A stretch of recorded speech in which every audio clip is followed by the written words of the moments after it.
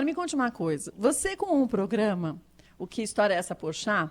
A gente vê que acho que você é um dos que mais se diverte ali com aquelas histórias absurdas que aparecem. Da onde que vocês conseguem pegar, não só famoso, mas anônimo, com umas histórias assim, surreais, tipo a do Rodrigo Hilbert, ele contando por que que o dedo dele era torto. E eu fiquei essa semana, e era tarde já eu assistindo, e não desgrudava na tela. De onde vocês conseguem tanta coisa?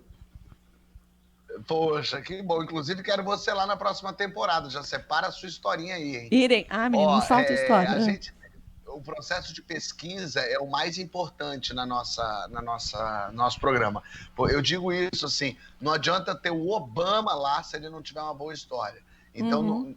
às vezes, assim, qualquer programa a gente sempre pensa assim, vamos chamar uma pessoa famosa, vamos chamar alguém que tem... Mas nesse específico não adianta ser só famoso. Muitas vezes as histórias dos anônimos são mais divertidas que as dos famosos. Mais Então a loucas, gente fez né? um processo de pesquisa não, Hum. com todo mundo, anônimo e famoso, a gente sempre pede para mandar a história. Então a gente pede um áudio da pessoa, ela manda um áudio para a gente entender a história. Porque às vezes é uma história que só é engraçada para a pessoa, às vezes é É verdade. uma história que não é exatamente uma história, é uma anedota, é só uma curiosidade. Então a gente já tem essa expertise, a gente faz essa análise se a história tem começo, meio e fim, se a história tem uma virada. Aí a gente ouve as histórias e pede sempre opções. Então, assim, Antônio Fagundes mandou histórias pra gente por áudio, pra gente ver se ele tinha Se tinha história boa graça para ou não, contar. né? Então a gente faz isso.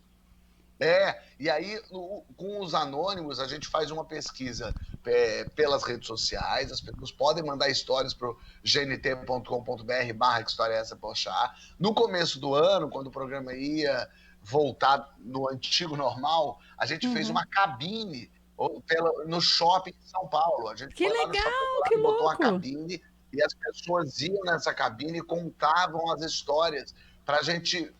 E a gente ia fazer isso pelo Brasil todo. Infelizmente, a gente teve que parar de fazer isso pelo Brasil, lógico, por conta da pandemia, mas a gente conseguiu utilizar uma das histórias ainda dessa cabine de um cara que namorou um rapaz em Londres durante um mês, voltou para cá, passou o tempo e tal, e resolveu dar uma olhada no ex, como é que estava na internet. Aí entrou no Google e viu que o ex tinha feito um documentário. Falei, que bacana, deixa eu olhar. Ah. Aí ele descobriu, na verdade, a BBC tinha feito um documentário sobre o ex dele, que era um serial killer, que já tinha matado 4 ex-namorados, exatamente do perfil e da idade dele. E ele falou, meu Deus, Jura? eu sobrevivi ao serial killer. E isso veio através Nossa. dessa cabine que a gente chamou para o programa, além de pessoas que eu conheço, porque agora...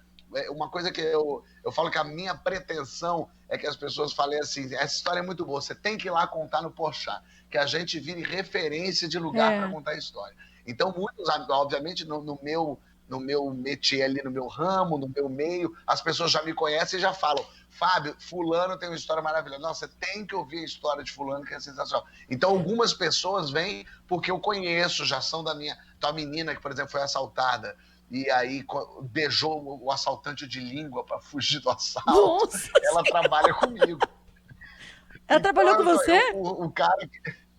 Ela trabalha comigo, então eu já conhecia essa história. O cara que também mordeu o assaltante, fugiu, o assaltante deu uma coronhada nele, a cara dele arrebentou, e aí um dia ele Nossa, foi que fazer horror. uma ressonância, esqueceu de avisar que tinha uma placa de ferro na cara e quase explodiu a cara Nossa, dele. fritou Esse quase. cara trabalha comigo também, é o meu Então, quer maquiador, o dizer, meu cabeleireiro.